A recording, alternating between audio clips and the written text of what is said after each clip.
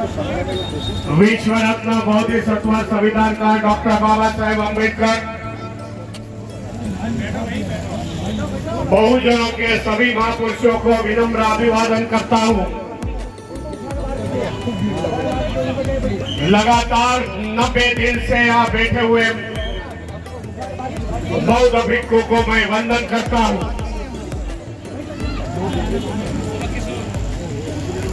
आज 12 मई है, बौद्ध पूर्णिमा है।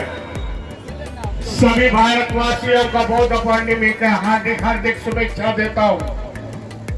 भगवान गौतम बुद्ध की भूमि है, ये जन्मभूमि है, कर्मभूमि है।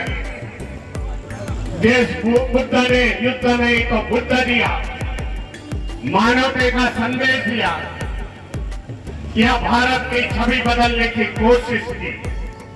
यह विषमतावादी व्यवस्था में भगवान बुद्ध का विचार आज पूरे दुनिया में पहुंच गया है, लेकिन भारत में भगवान गौतम बुद्ध का उतना आदर नहीं कर सकते। आज जो ये आंदोलन है, हमारी सीधी सी मांग है कि महाबोधि बुद्ध विहार हमारा बौद्धों का, हमारे पुरखों ने उसको बांधा। भगवान गौतम बुद्ध को वहां से संबोधि मिली। सम्राट अशोक ने बाद में वहां विहार की निर्मित की। जिन्होंने कुछ बनाया नहीं इस देश में,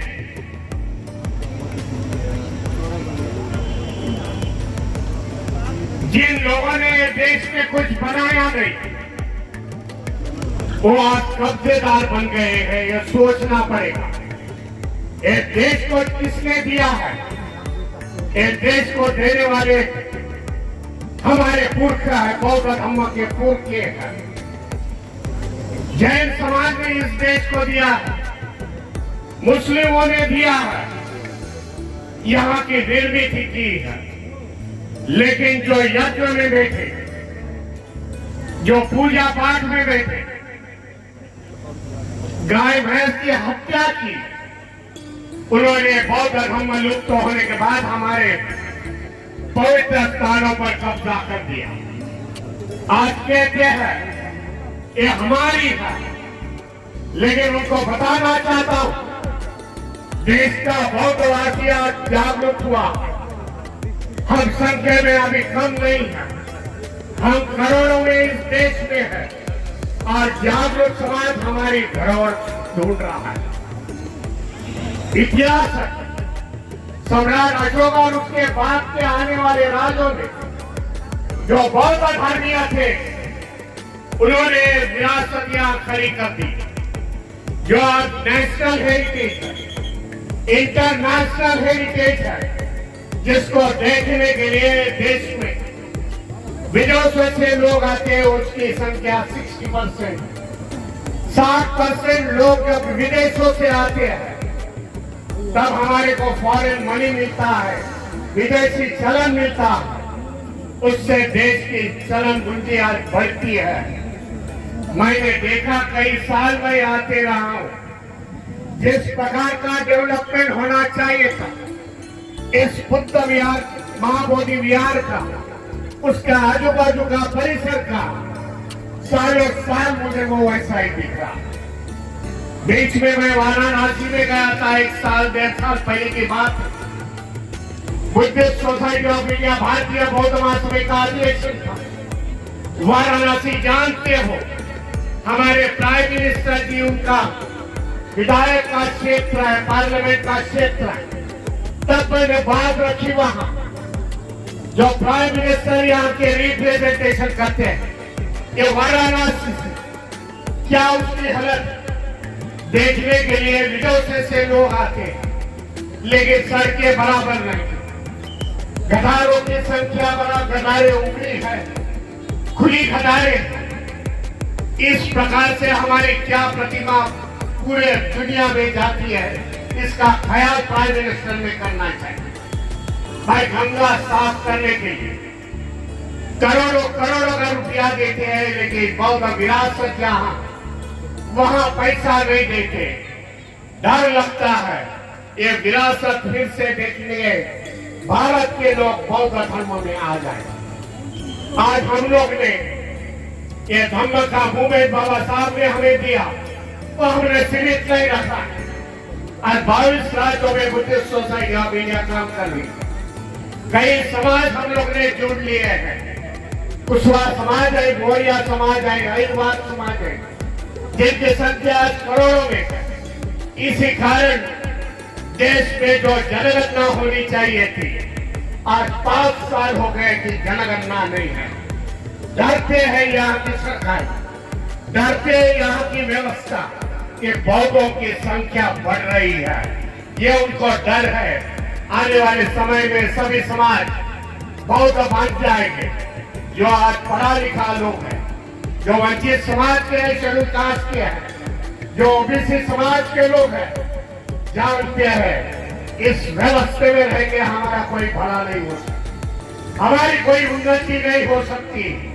सही मार्ग जो बाबा साहब ने हमें दिखाया है, भगवान गौतम बुद्ध का मार्ग, जो बाबा साहब की जीवनी की आखिरी क्रांति है। बाबा साहब ने उस समय कहा था, मेरा बचा हुआ जो जीवनी है, बाबा साहब जानते थे कि मेरी जीवनी ज्यादा समय तक नहीं बचेगी। इसी कारण बाबा साहब ने कहा था कि मेरा बचा हुआ जो जीवनी है, मैं बौद्ध धर्म का प्रचार और प्रसार करूंगा। लेकिन दुर्भाग्यपूर्ण है, बाबा साहब हमारे बीच में नहीं है। लेकिन बाबा साहब के बाद बाबा साहब की संस्था बुद्धिस्ट सोसाइटी ऑफ इंडिया ये रहेगी, जिसकी स्थापना बाबा साहब ने की, जिसके प्रेसिडेंट बाबा साहब थे, जिसके वजह से बाबा साहब ने वो बैनर के नीचे देश में क्रांति करके दिखाई। जो भी एक खून का कोई भी लव न करते हुए लाखों का समाज एक स्टेट से दूसरे बौद्ध धर्म बन गया। आज हमारी जवाबदारी है, बाबा साहब के क्रांति के साथ साथ हम लोग बढ़ गए। बाबा साहब के क्रांति के साथ हमारी सामाजिक आर्थिक स्तर शैक्षणिक स्तर बढ़ गया। आज हमें कुछ देने का वादा करना चाहिए, क्योंकि हम बाबा साहब की विरासत है। बाबा साहब के वजह से हम बढ़ गए। मैं आपको कहना चाहता हूँ, जो ये आंदोलन आज चल रहा है इस महाबोधि बुद्ध विहार का, वो हमें इसी तरह लगाना पड़ेगा, हमें झुकाना पड़ेगा। यहाँ केंद्र सरकार को, स्टेट सरकार को, भाई जब तक हमारी मांगे पूरी नहीं होती तब तक यह आंदोलन हम लोग जारी रखेंगे। मैं देख रहा हूँ पिछले महीने भी मैं आया था, लेकिन आज देख रहा हूँ काफी संख्या से लोग आंदोलन में जुड़ गए। एक मैसेज अक्रॉस द कंट्री गया, एक मैसेज पूरा दुनिया में चला गया। दुनिया के लोग, जो बौद्ध राष्ट्र के लोग हैं, वो प्राइम मिनिस्टर को या के केंद्र सरकार को लिख रहे हैं, भाई जिसकी मांगे है वो मांगे पूरी करो। इस प्रकार का दबाव हमें इस सरकार पर डालना पड़ेगा। ये भी कहना चाहता हूँ, इस बिहार स्टेट में अम्बेडकर मूवमेंट जरा मुझे कम लग रही है। आने वाले समय में बिहार में बौद्ध महासभा, बौद्ध धम्म का जो भी संगठन है, एक साथ चलने की कोशिश करनी पड़ेगी। आने वाले समय में अक्टूबर नवंबर में एक धम्म का बड़ा सम्मेलन सम्राट अशोक मैदान जो पटना में है, वहां लेंगे। 1 लाख लोगों के ऊपर हम लोग जुटाएंगे, दिखाएंगे हमारी ताकत क्या है। आज तक हमारे ताकत के पीछे कोई शब्द झुक गए। एक कहना चाहता हूँ, उदाहरण देना चाहता हूँ, जब आज सत्ते में केंद्र में बैठे वाले लोग, जब पार्लियामेंट का इलेक्शन चल रहा था, उसके पहले की बात बताना चाहता हूँ। हम इतने संख्या से आएंगे, संविधान को बदल देंगे, मिटा देंगे। इस प्रकार का बर्ताव करने वाले लोग, अम्बेडकरवादी लोग पूरे देश भर के सड़क पे आएंगे, लाखों की जनसंख्या में आ गए।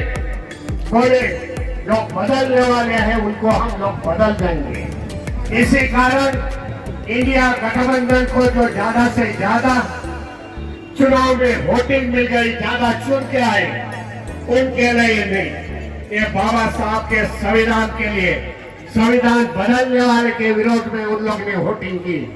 दिखा दी हमारी ताकत क्या है। जितने दबाओगे उतने हम उछल के आएंगे, फिर हम देखेंगे नहीं हमारे सामने कौन है। ये मैं चुनौती इस सरकार को देना चाहता हूँ और अपील करना चाहता हूँ कि बाबा साहब ने जो जो संगठन खड़े किए, धार्मिक संगठन किए हैं, राजनीति है, समता सैनिक दल है, एजुकेशन संगठन है, इस बिहार स्टेट में हमें चलाना पड़ेगा। हमारे भाई बहनों को इस गोवाबाजी, अंधश्रद्धा, पाखंडवाद से निकालना पड़ेगा, एजुकेशन के लाना पड़ेगा, उनको बताना पड़ेगा। जो जो बाबा साहब के मार्ग से चला, जो जो भगवान बुद्ध के धम्म पर विश्वास रख के चला, वो 8-7 साल में हम लोग कहीं आगे गए। हम नहीं चाहते बिहार के लोग हमारे भाई बहन पीछे रह जाए। एक दफे एजुकेशन आता है तो हमारा दोस्त कौन, हमारा शत्रु, विचारों का शत्रु कौन, ये उनको समझ में आएगा और हमें विरासत बदलनी है। महाराष्ट्र का उदाहरण देना चाहता हूँ। महाराष्ट्र में इस तरीके की बर्ताव हुआ था। हमारे धरोहर पर यही मनुवादी लोगों ने कब्जा किया था, लेकिन हम लोग ने वहां निरंतर संघर्ष किया।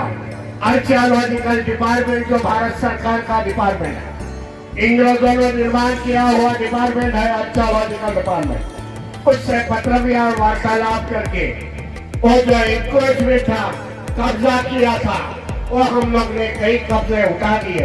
इस प्रकार का प्रावधान हम सभी भारतवासियों में करना चाहिए। हमारी विरासत हमें बदलनी पड़ेगी। लोगों को बताना पड़ेगा ये हमारे पुरखों ने बनाई है, जो ये भारत के लिए भी है, जो ग्लोबली नेशनल वर्ल्ड हेरिटेज के नाम से आज जानते हैं और उसको देखने के लिए आते हैं। मैं आने वाले समय में सभी बौद्ध भिक्षुओं को धन्यवाद देता हूँ। इतनी बड़ी धूप में लगातार वो बैठे हुए हैं एक मकसद के साथ। मैं बताना चाहता हूँ आपके साथ भारतीय जनता है जो आपके साथ है। हम लड़ेंगे और जीतेंगे, ये मैसेज देना चाहता हूँ। नमो बुद्धाय, जय भीम, जय संविधान।